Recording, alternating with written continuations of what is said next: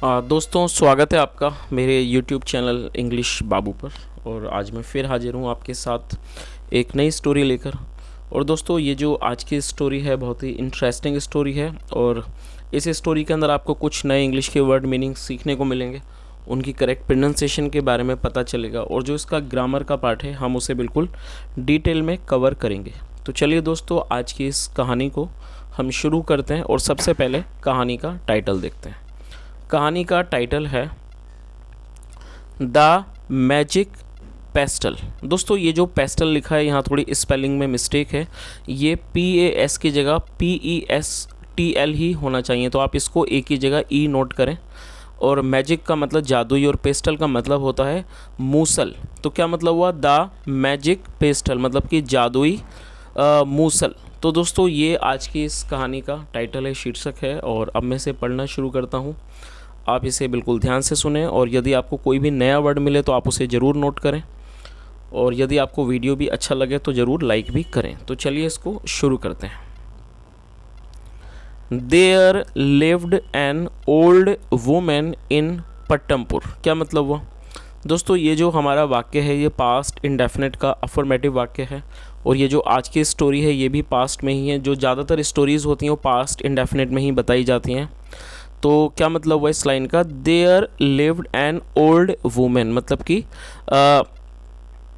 पट्टमपुर कोई जगह का नाम है, मतलब कि there lived an old woman in Pattampur मतलब पट्टमपुर में एक बूढ़ी महिला रहा करती थी।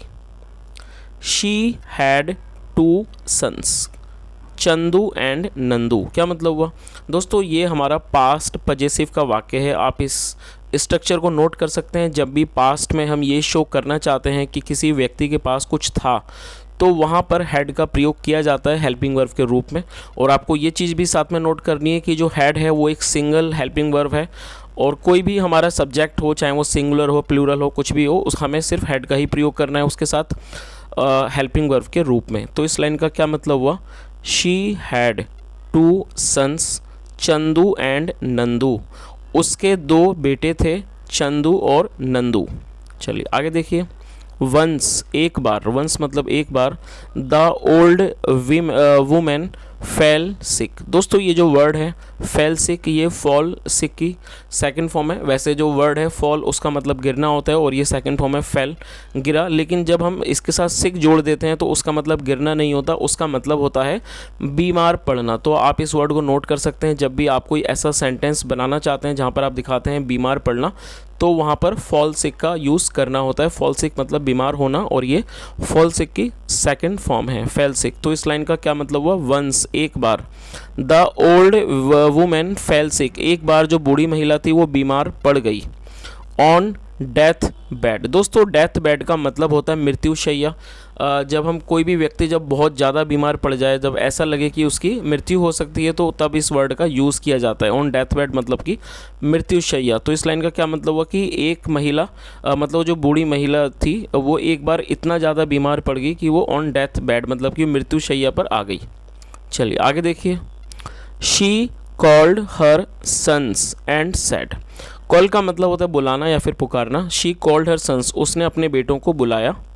एंड सेड और कहा, सन्स बेटों, I just got an ancestral item in mortar and pastel. क्या मतलब हुआ दोस्तों, ये जो वर्ड है एंसेस्ट्रल, इसका मतलब होता है कोई भी ऐसी वस्तु जो आपको अपने पुरखों से या अपने पूर्वजों से प्राप्त हो, जिसे हम बपोती भी कहते हैं, तो उसे एंसेस्ट्रल कहा जाता है। जो कि आपको आपके पुरखों से या बाप दादाओं से कोई भी सामान्य वस्तु प्राप्त हो उसे एंसेस्ट्रल कहा जाता है। तो क्या मतलब हुआ, सन्स बेटो, I just got an ancestral item मतलब मुझे एक एंसेस्ट्रल आइटम है मेरे पास, मतलब मुझे प्राप्त हुआ है पुरखों से। इन मोटर एंड पेस्टल, और वो क्या चीज़ है, मोटर एंड पेस्टल मतलब कि मोटर का मतलब था ओखली, ओखली और मूसल। आई वॉन्ट मैं चाहती हूँ, Chandu to take the mortar, मैं चाहती हूँ जो चंदू है वो मोटर को मतलब ओखली को ले ले। एंड पेस्टल और जो मूसल है फॉर नंदू, वो नंदू के लिए। एंड और शी डाइड और उसकी मौत हो गई या कह सकते हैं वह मर गई। चलिए आगे देखिए। Some days passed, some days past, past का मतलब होता है गुजर जाना, तो इसका क्या मतलब हुआ, सम डेज पास्ट, पास्ड मतलब कि कुछ दिन गुजर गए। टू चंदू मतलब चंदू को, मोर्टर लुक्ड यूजलेस, दोस्तों यूजलेस एडजेक्टिव है और जिसका मतलब होता है बेकार, तो क्या मतलब हुआ, टू चंदू मतलब चंदू को, मोर्टर लुक्ड यूजलेस मतलब चंदू को जो मोटर था, जो ओखली थी वो बेकार लगी, बेकार दिखी।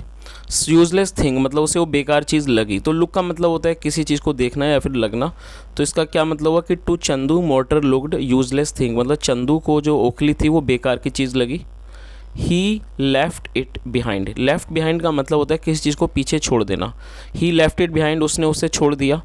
एंड वेंट टू सिटी और वो शहर चला गया, ये वेंट गो की सेकंड फॉर्म है, वेंट टू सिटी और वो शहर चला गया। टू डू सम जॉब कोई नौकरी करने के लिए, जॉब मतलब नौकरी और डू मतलब करना, टू डू सम जॉब मतलब कोई नौकरी करने के लिए। चलिए आगे देखिए, Nandu also went away, Nandu भी दूर चला गया, अवे का मतलब दूर, Nandu also went away Nandu भी चला गया। बट लेकिन he took the pestle with him, with him मतलब अपने साथ, और ये टेक की सेकंड फॉर्म में देखिए, टेक मतलब ले जाना भी होता है और लेना भी होता है, और ये सेकंड फॉर्म में टुक, तो क्या मतलब हुआ, but he took the pestle with him, लेकिन वो उस मूसल को अपने साथ ले गया। As memento of his mother, दोस्तों मोमेंटो का मतलब होता है निशानी, तो आप इस वर्ड को नोट कर सकते हैं, काफ़ी अच्छा वर्ड है, अक्सर हम इस तरह के जो सेंटेंसेस से बनाते हैं। तो मोमेंटो का मतलब होता है कोई भी चीज़ निशानी के तौर पर, मान लीजिए कोई भी चीज़ आपके माता पिता के द्वारा या किसी दोस्त के द्वारा आपको दी जाती है और आप उस चीज़ को अपने पास रखते हैं अपनी यादों के लिए। कई बार ऐसा होता है कि हम कुछ चीज़ों को जो हमारे माता पिता के द्वारा दी जाती है, हमारे दोस्तों को द्वारा दी जाती है, तो हम उन चीज़ों को अपने पास रख लेते हैं, भले ही उस चीज़ की कीमत कम हो, लेकिन हम उसे अपनी एक निशानी के तौर पर रखते हैं। तो इस तरह से उस वर्ड को मोमेंटो कहा जाता है। तो इस लाइन का क्या मतलब हुआ कि नंदू जो था वो भी चला गया, लेकिन वो अपने साथ जो मूसल था उसको लेके चला गया as memento of his mother, मतलब अपनी माँ की निशानी के रूप में।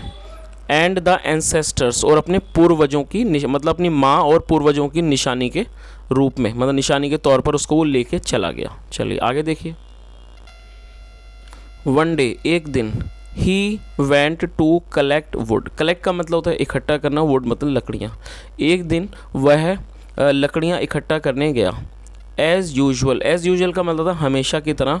The pastel was with him, जो पेस्टल था जो मूसल थी वो उसके पास थी। He made a bundle of would, उसने एक वुड का मतलब लकड़ियों का एक बंडल बनाया, एक गट्ठर बनाया, बंडल का मतलब होता है गट्ठर, एक गट्ठर बनाया। And was about to move, about to का मतलब होता है कोई चीज़ का करने वाला, तो वॉज अबाउट टू मूव और वो चलने वाला था।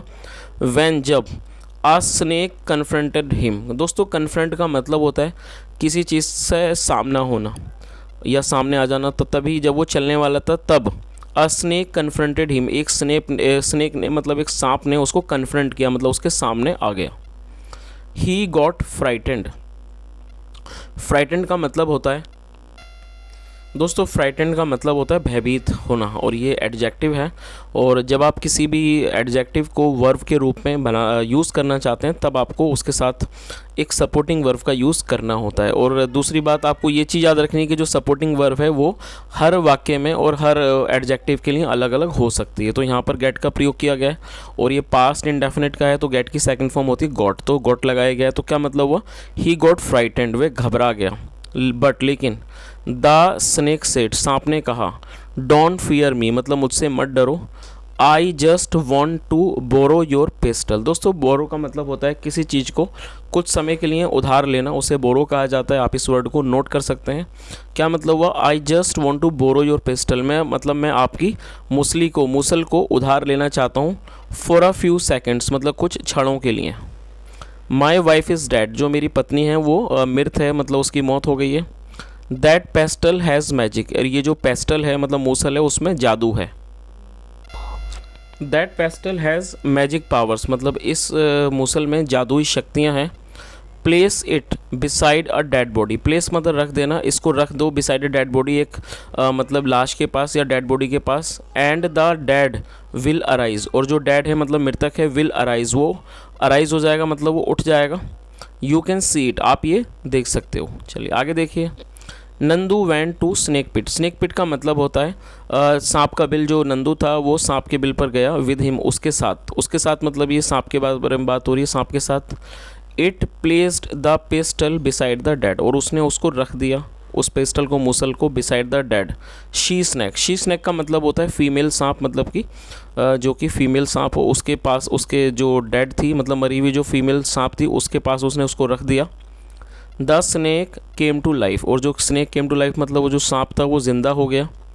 The snake and his wife thanked Nandu and disappeared, और थैंक मतलब धन्यवाद देना, और जो स्नेक था, सांप था, और उसकी पत्नी ने नंदू को धन्यवाद दिया एंड डिसअपियर्ड, और वो गायब हो गए। डिसअपियर का मतलब होता है गायब हो जाना, और ये सेकंड फॉर्म में डिसअपियर्ड, गायब हो गए।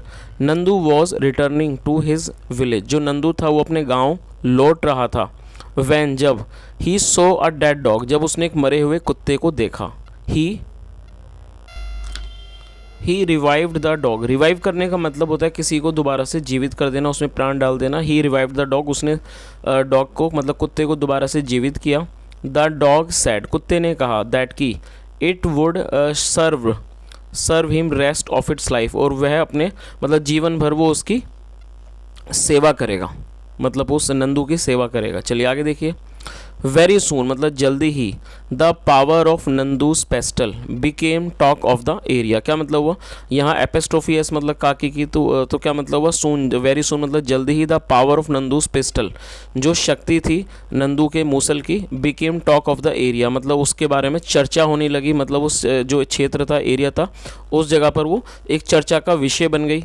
क्या बन गया विषय, जो नंदू का जो मूसल था। The news even reach to the court of the king, और ये जो न्यूज़ था, ये जो खबर थी, उस राजा के दरबार तक भी पहुंची। इंसिडेंटली एक एडवर्ब है जिसका मतलब होता है संयोगवश, संयोग से। The princess after a long illness had died, मतलब जो प्रिंसेस थी वहाँ की राजकुमारी, after a long illness had died मतलब एक लंबी बीमारी के बाद उसकी मृत्यु हो चुकी थी।